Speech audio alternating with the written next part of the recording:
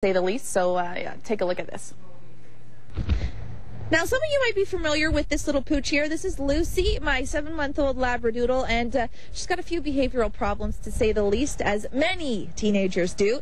And so Lucy, do you want to say hello? Look at the... anyway, I dropped a treat down there, so she's a little preoccupied. We're starting with our dog training today. I've got Darcy Jennings from Communicate9. Thanks so much for doing this with us. You're welcome. Very welcome. And basically, this is a new segment we're going to do. Every Thursday, we're going to show a little dog training tip for the next 6 weeks, and we're going to watch Lucy's progress. All right. And I hope there is some, and I know there is some with you training her. Thank you. Thank you very much. So we started this off talking about the different issues I'm having with Lucy. Yep. Your primary concerns: leash manners, jumping on people, and not coming when called. Very typical problems. A lot of people have these issues when they have puppies. Absolutely. Puppies, adolescents, older dogs, doesn't matter the age, those are the 3 primary concerns I usually have people come to me with.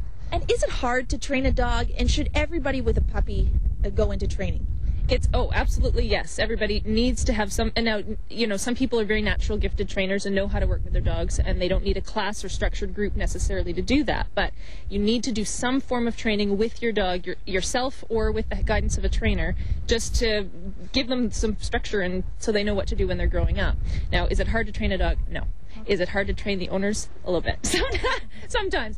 But just because we don't communicate the same way our dogs do. So I don't have kids. It's not natural for me to communicate with kids as easily, where some people, you know, when you know what you're doing, you're good at it. So a big part of something we were talking about earlier is body language. And dogs, they don't speak English. It doesn't take to understand that. So they really are very perceptive to body language. Absolutely, and I'm a huge advocate of incorporating your body movement into training with your dog. So rather than just standing still and raising your voice, escalating your frustration and tension at the dog when they're not listening, start using movements. You know, in some cases, really subtle gestures that the dog make sense to the dog, that invite them to, you know, follow along or respond effectively to what you're wanting them to do.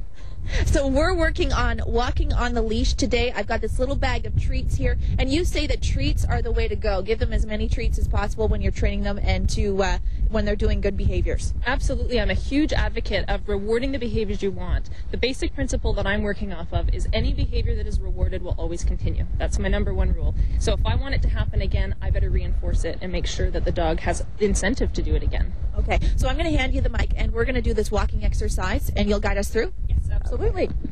All right. So what you're working... My pet training boots. Your pet training boots, yes. The glamorous side of dog training. Yes. Okay. All right, so you're going to keep Lucy on a loose leash. That's your goal. So you want to give her the whole length of that leash. That's a nice length. That's the perfect length, actually. And you're just going to start walking as though it's your normal walk, however you normally walk. And when she's with you, you're going to reward her every time she's following you. So you're going to have some sort of reward or interaction with her. And make sure you are noticing her, noticing where she is. Because timing is the key when you're training a dog. It's really, really important to make sure that you give them the information, whether it's a reward or some sort of consequence, however you prefer to train. It's got to happen the moment the behavior happens. All right, Darcy Jennings, what are we going to work on next? Well, we're going to be working on her jumping a little bit, so incorporating a little bit more of the body language that we were talking about into how we can communicate a little more effectively to her.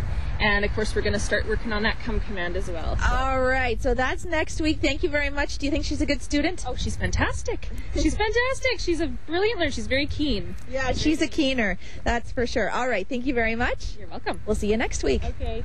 We've got lots more to come on A More.